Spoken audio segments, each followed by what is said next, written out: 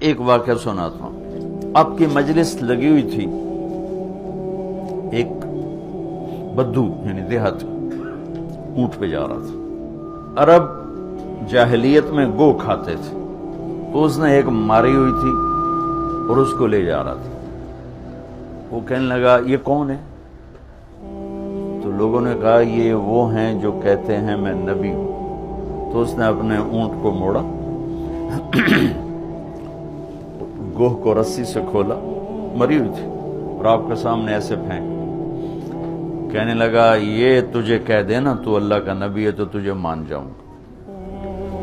اور بڑا ایسے نا اکڑ کے کھڑا ہو گیا کہ مر جائے تو انسان نہیں بولتا تو جانور کہاں سے بولے گا، جانور تو زندہ نہیں بولتا تو مردہ کہاں سے بولے. تو ایسے کھڑا اور وہ ایسے سر زمین پہ مردہ پڑی ہوئی ہے. تو آپ نے ایک نظر اس کو دیکھا، سبحان اللہ. آپ نے کہا یا ضب، اے گوہ. تو اس کی آنکھیں ایسے کھل گئی اور اس نے یوں اپنی گردن اٹھا کر کہا،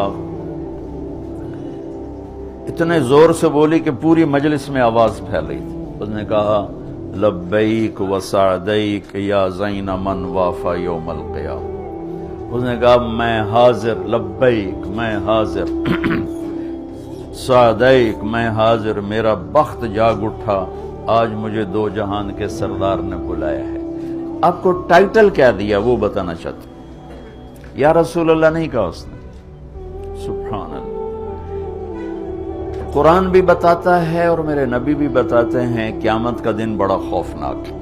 تو اب وہ کیا کہہ رہی، میں حاضر، میری سعادت، اے وہ ہستی جس کی برکت سے قیامت کا خوفناک دن بھی خوبصورت ہو جائے. وہ بڑا اوکھا دینے پر آپ کی تو فعل وہ دن بھی خوبصورت ہو جائے، آپ اس کو خوبصورت بنا دیں گے.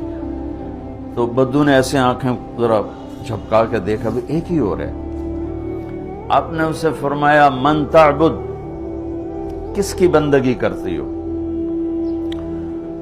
تو اس نے کہا من فی السماء عرشہ وفی الارض سلطانہ وفی البحر سبیلہ وفی الجنت رحمتہ وفی النار عقابہ.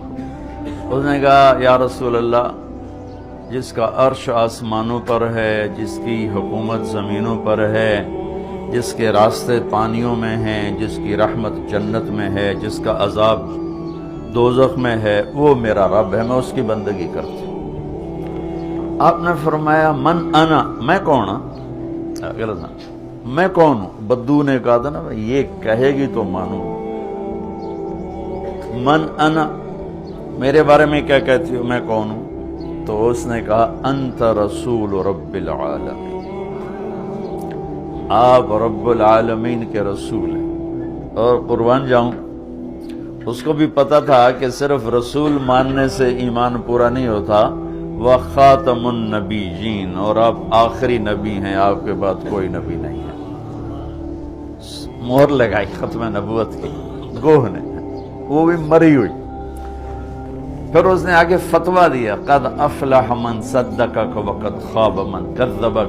یا رسول اللہ، جو آپ کی غلامی میں آئے گا بس وہی کامیاب ہے، باقی سارے ناکام ہو جائیں گے.